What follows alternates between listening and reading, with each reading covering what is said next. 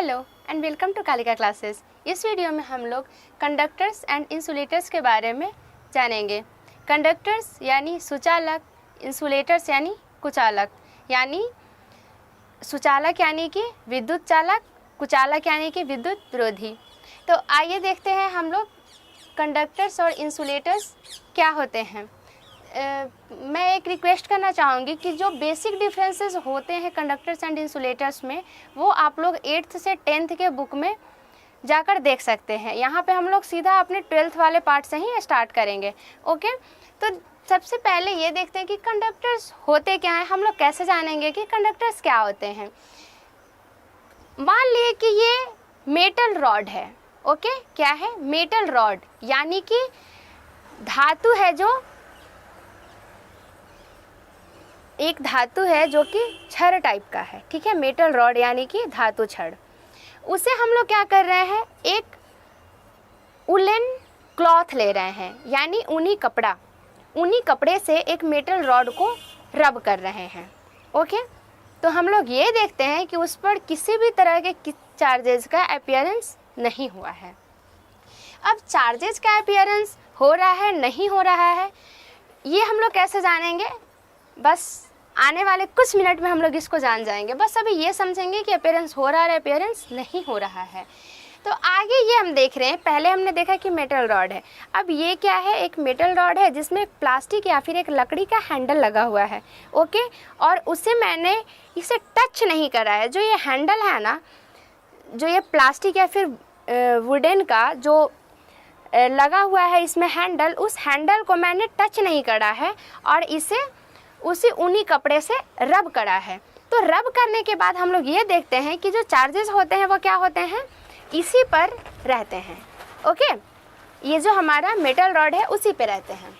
तो हम लोग यहाँ पे क्या देख रहे हैं कि चार्ज इस मेटालिक रॉड पे अपीयर हो चुके हैं, यानी चार्जेस के प्रेजेंस को हम लोग देख सकते हैं। अब ये है कि एक और है जो एक प्लास्टिक का रॉड है। ओके, प्लास्टिक का रॉड है जो कि ये एक वायर है, कॉपर वायर है।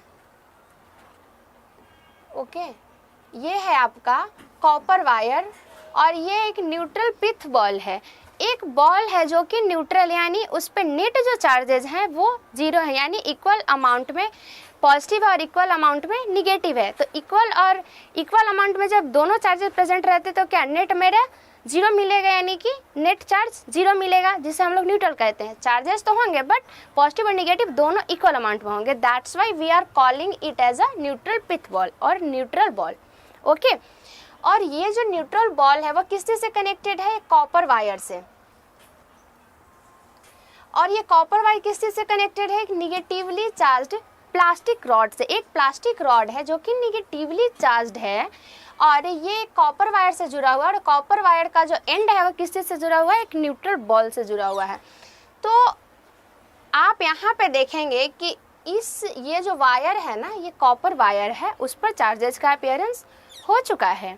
और जब आप यहाँ पर आएंगे, यहाँ पे देखेंगे कि निगेटिवली चार्ज प्लास्टिक रॉड है और यहाँ पे हम लोग क्या ले रहे हैं, यहाँ पे जो कॉपर वायर हमने रखा है इसे क्या कर रहे हैं, इसे रिप्लेस कर दे रहे हैं एक नायलॉन थ्रेड से। ओके, एक नायलॉन थ्रेड है या फिर एक रबर बैंड है, रबर।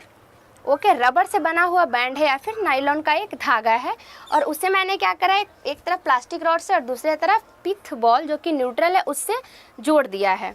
तो जब आप इसे देखेंगे तो इस केस में हम लोग देखते हैं कि जो ये प्लास्टिक रॉड है जो कि निगेटिवली चार्ज्ड है, इसके चार्ज का अपीयरेंस इस नायलॉन थ्रेड के ऊपर कोई इफेक्ट नहीं डाल पाता है। ओके, तो ये जो कॉपर वायर है वो क्या होता है, कंडक्टर होता है, इसलिए वो इन निगेटिवली चार्ज्ड को कैरी कर लेता है। ओके, लेकिन ये जो नायलॉन थ्रेड जो है या फिर जो रबर का जो बैंड है वो इस निगेटिव चार्ज को कंडक्ट नहीं कर पाता है, क्योंकि ये कंडक्टर